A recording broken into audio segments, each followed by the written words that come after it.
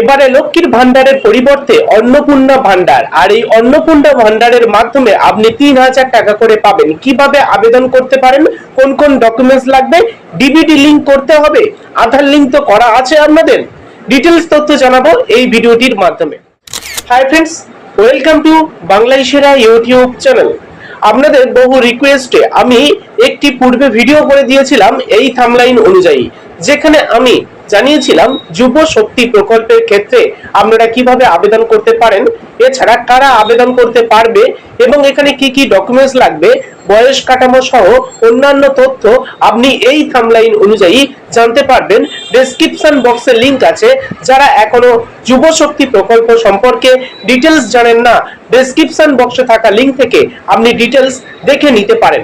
এবং যারা এই মুহূর্তে ফেসবুক থেকে দেখছেন, তারা অবশ্যই কমেন্ট বক্সে থাকা লিংক থেকে ডিটেলস তথ্য দেখে নিতে পারেন। তাহলে যুব শক্তি প্রকল্পে যারা এখনো জানেন না, তাদের জন্য এই বিষয়টা ডেসক্রিপশন বক্সে লিংক থাকবে, ফেসবুক থেকে দেখলে কমেন্ট বক্সে লিংক থাকবে। কিন্তু যারা এখনো পর্যন্ত অন্নপূর্ণা ভান্ডারের বিষয়ে জানেন না, তাদের জন্য এই ভিডিওটি খুবই গুরুত্বপূর্ণ। কারণ এই অন্নপূর্ণা ভান্ডার এই পোস্টের ক্ষেত্রে কবে থেকে আবেদন চালু হচ্ছে, আপনারা আবেদন করতে গেলে আপনাদের কি কি ডকুমেন্টস লাগবে, এখানে আপনাদের বয়স কাঠামো কি হতে হবে, কোন বিষয়গুলি খুবই জরুরি এবং আপনারা কিভাবে আবেদন করতে পারবেন, এবং আবেদন করার ক্ষেত্রে কোন বিষয়ের দিকে আপনাদের বেশি জোর দিতে হবে, এখানে ডিবিটি লিংক আপনাদের কি করতে হবে, ডিবিটি লিংক আছে কিনা আপনি সেটা বুঝবেন কিভাবে, এবং এখানে যারা যুব শক্তি প্রকল্পের ক্ষেত্রে আবেদন করবেন তাদেরও কিন্তু ডিবিটি লিংকের প্রয়োজন। আচ্ছা, ডিবিটি লিংক মানে কি, এটা কি আপনি জানেন? জানাবো আমি এই ভিডিওটির মাধ্যমে। আর এই রকম গুরুত্বপূর্ণ তথ্যগুলি জানার জন্য আমি সবসময় বলে রাখি, চ্যানেলটিকে অবশ্যই সাবস্ক্রাইব করে রাখবেন। যারা নতুন প্রার্থী, আপনি এখনো সাবস্ক্রাইব করেননি কেন? যাই হোক, সাবস্ক্রাইবটা করে রাখুন আর ভিডিওটি অবশ্যই লাইক করুন, শেয়ার করে প্রত্যেককে জানিয়ে দেবেন, কারণ আপনার একটি শেয়ারের মাধ্যমে প্রত্যেকে এই বিষয়গুলি সহজভাবে বুঝে নিতে পারবে। তাহলে আর বেশি না কথা বলে চলুন ডিটেলস দেখে নেওয়া যাক। বন্ধুরা, আজকের এই ভিডিওটির মাধ্যমে আপনারা জানতে পারবেন কারা এই টাকা পাবেন, কিভাবে আবেদন করতে হবে, অনলাইন ও অফলাইন আবেদন পদ্ধতি, ব্যাংক ডিবিটি লিংক কিভাবে করবেন, এছাড়া আধার লিঙ্ক, মোবাইল লিঙ্ক কেন জরুরি এবং কবে থেকে টাকা আসতে পারে, এই বিষয়গুলি সম্পূর্ণ বাংলায় আপনি জানতে পারবেন এই ভিডিওটির মাধ্যমে। আমি শুধুমাত্র অফিসিয়াল আপডেট এলেই আপনাদেরকে অন্যান্য বিষয় জানাবো, তবে আজকের এই ভিডিওটির মাধ্যমে যে গুরুত্বপূর্ণ তথ্য সেটা আপনাদেরকে বলে রাখি, কারা এই অন্নপূর্ণা ভান্ডারের জন্য আবেদন করতে পারবেন। সেটা হলো, সাধারণত আমরা সকলেই জানি যে পশ্চিমবঙ্গের স্থায়ী বাসিন্দা আপনাদের অবশ্যই হতে হবে, তবে আপনারা অন্নপূর্ণা ভান্ডারের জন্য আবেদন করতে পারবেন। কারণ এই অন্নপূর্ণা ভান্ডারটা পশ্চিমবঙ্গের গভর্নমেন্ট চালু করছে। ওকে, আবেদনকারীকে অবশ্যই মহিলা হতে হবে। আপনারা সকলেই জানেন যে লক্ষ্মীর ভান্ডারের ক্ষেত্রে মহিলাদের শুধুমাত্র দেওয়া হতো, পুরুষদের দেওয়া হতো না। আর 25 বছরের কম বয়সী মহিলারা এখানে আবেদন করতে পারবেন না। কেন এটা বলছি? কারণ লক্ষ্মীর ভান্ডারের ক্ষেত্রে সেই বিষয়টা আমরা দেখেছি, আপনারা সকলে সেটা জানেন। এছাড়া নিজের নামে একটি ব্যাংক অ্যাকাউন্ট থাকতে হবে। হ্যাঁ, আপনারা সকলেই জানেন যে চালু ব্যাংক অ্যাকাউন্টে সরকারি টাকা ঢোকে, এগুলো সাধারণ বিষয়।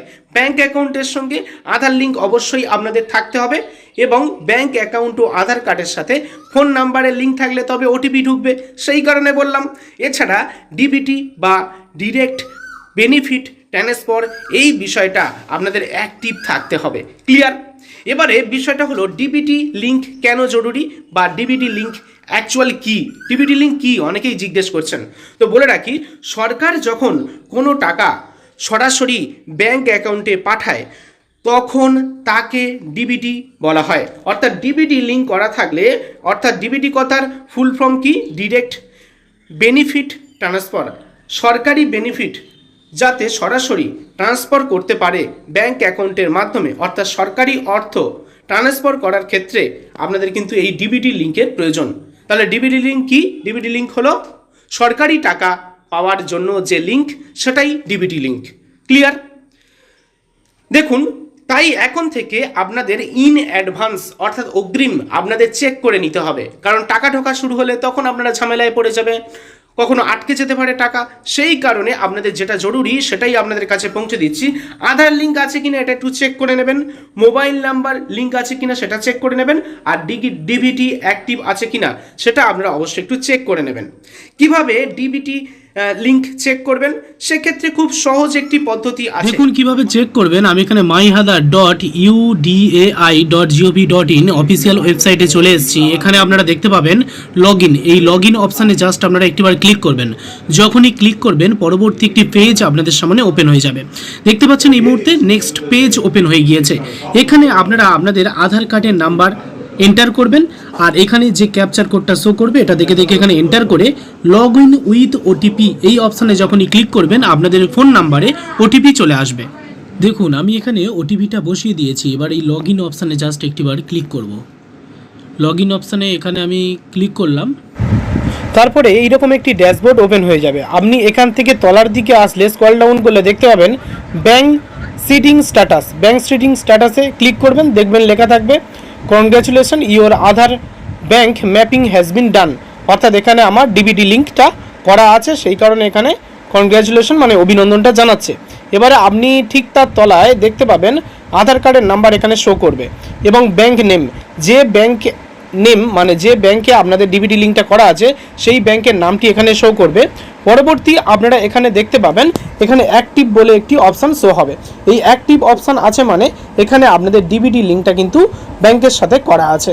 ওকে, যদি অ্যাক্টিভ না থাকে এবং ব্যাঙ্ক অ্যাকাউন্টের নাম যদি না দেখায়, ব্যাঙ্কের নাম না দেখায়, তাহলে আপনি বুঝবেন আপনার কিন্তু ডিবিটি লিঙ্ক করা নেই। তো যে ব্যাংকের নাম এখানে শো করবে সেই ব্যাংকের অ্যাকাউন্টে আপনার সরকারি টাকা ঢুকবে।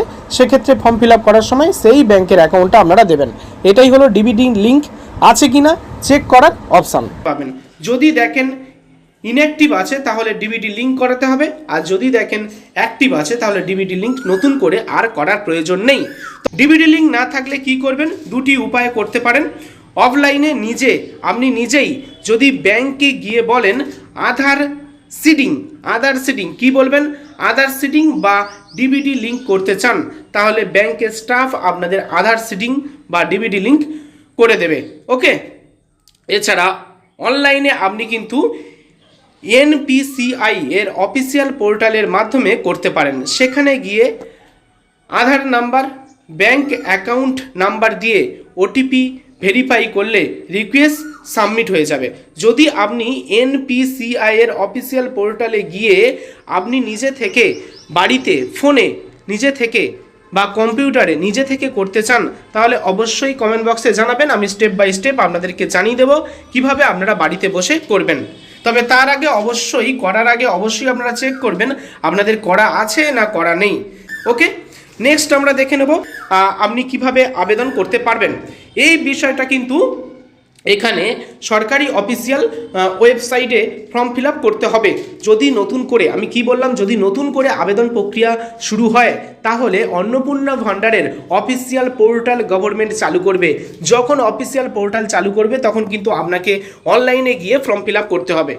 এছাড়া সবথেকে ভালো উপায়, যদি নতুন করে গভর্নমেন্ট চালু করে তাহলে কিন্তু আপনাদের অফলাইনে ক্যাম্পে গিয়ে বা বিডিও অফিসে গিয়ে, আপনাদের লোকাল অফিসে গিয়ে আপনারা ফর্ম ফিল আপটা করতে পারবেন।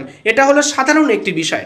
ওকে, তবে যদি গভর্নমেন্ট এটা মনে করে যে নতুন করে আর কারোর আবেদন করার প্রয়োজন নেই, যারা অলরেডি পাচ্ছেন লক্ষ্মীর ভাণ্ডারের টাকা, তাদের অ্যাকাউন্টে 3000 টাকা দিয়ে দেওয়া হবে সেটাকে মডিফাই করে, তো সেক্ষেত্রে আর কোনো ঝামেলা হবে না।